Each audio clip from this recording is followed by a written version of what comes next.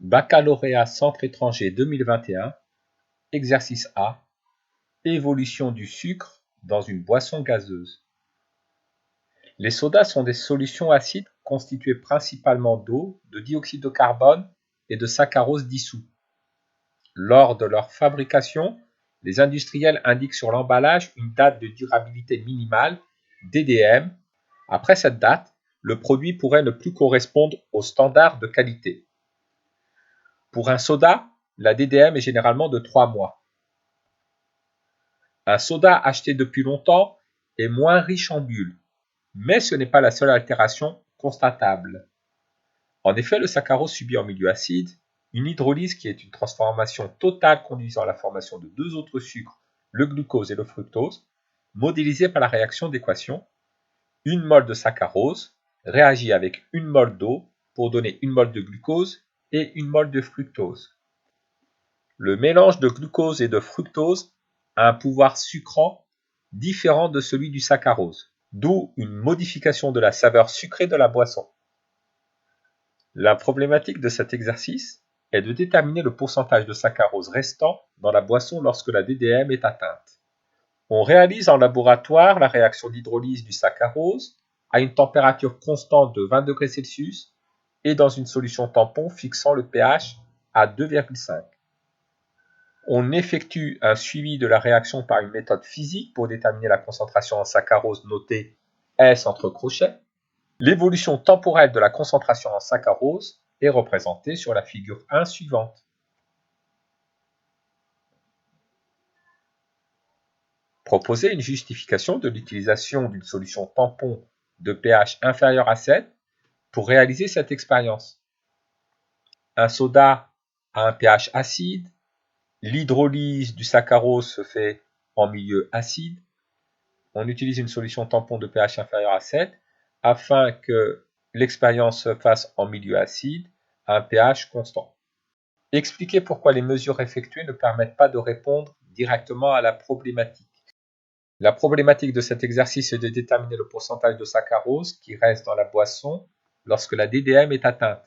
Or, pour un soda, la DDM est généralement de 3 mois, c'est-à-dire de 3 fois 30 fois 24 heures, c'est-à-dire 2160 heures.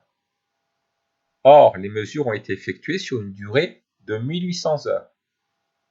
On ne peut donc pas connaître la concentration de saccharose lorsque la DDM est atteinte.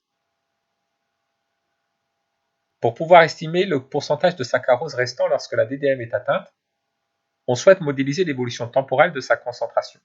On émet l'hypothèse que cette évolution suit une loi de vitesse d'ordre 1 et on souhaite vérifier cette hypothèse. Définir la vitesse volumique V de disparition du saccharose.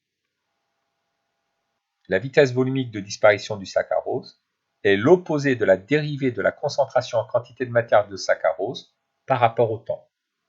La formule s'écrit donc V est égal à moins dérivée de la concentration en saccharose par rapport au temps. Expliquer comment obtenir une estimation de la valeur de la vitesse volumique de disparition du saccharose à un instant t donné à partir des mesures réalisées. L'explication peut être illustrée par la réalisation de cette estimation pour une date au choix du candidat. À la date t' à laquelle on souhaite calculer la vitesse volumique de disparition du saccharose, nous allons tracer la tangente à la courbe représentant la concentration en saccharose en fonction du temps. La valeur de la vitesse volumique de disparition du saccharose, à cet instant t', correspond alors au coefficient directeur de la tangente à la courbe, représentant la concentration en saccharose en fonction du temps. Nous allons estimer la valeur de la vitesse volumique de disparition du saccharose à 1800 heures. Donc sur la courbe de la figure 1, nous allons tracer la tangente à la courbe à l'instant 1800 heures. La vitesse volumique de disparition du saccharose correspond à l'opposé de la pente de la tangente à la courbe à l'instant 1800 heures. Pour déterminer la pente de la tangente, considérons deux points de cette tangente. La variation d'abscisse entre ces deux points vaut delta t égale à 1400 heures et la variation de concentration entre ces deux points vaut moins 0,0071 mol par litre. La vitesse volumique à l'instant 1800 heures est donc égale à l'opposé du rapport moins 0,0071 divisé par 1004. On obtient une vitesse volumique égale à 5,1 fois 10 puissance moins 6 mol par litre par heure. Dans le cas d'une loi de vitesse d'ordre 1, rappelez la relation existant entre la vitesse volumique de disparition V du saccharose, la concentration en saccharose et la constante de vitesse notée K. Dans le cas d'une loi de vitesse d'ordre 1, V est égal à K multiplié par la concentration en saccharose. Sur le graphique de la figure 2, l'évolution de la vitesse volumique de disparition du saccharose est représentée en fonction de la concentration en saccharose.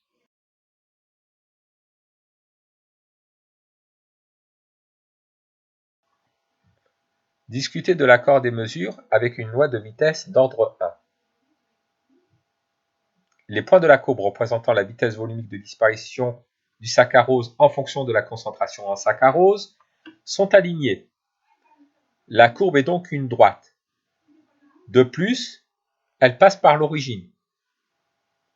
Cela signifie que la vitesse de disparition du saccharose est proportionnelle à la concentration en saccharose. On peut donc écrire que V est égal à une constante multipliée par la concentration en saccharose. Cette constante correspond à la constante de vitesse.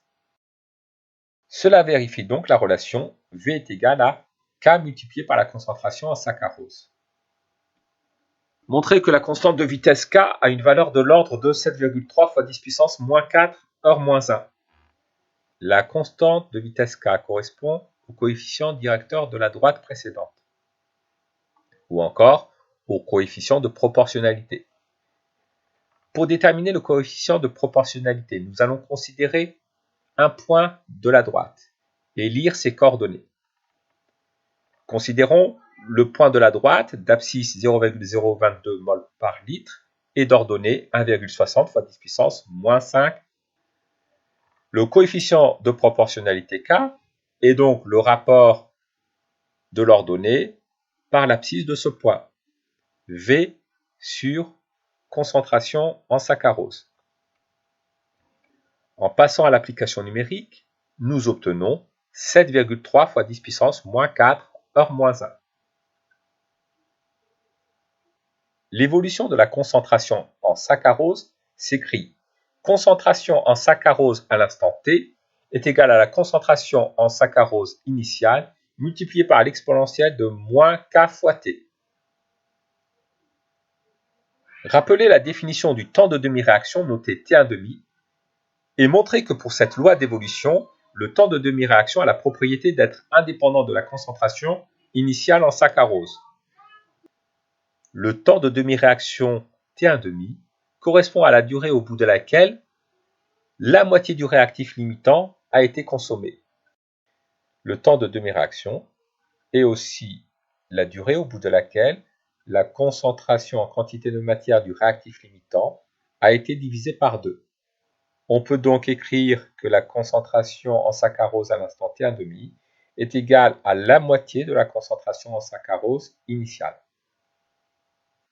Montrons que T1,5 est indépendant de la concentration en saccharose initiale.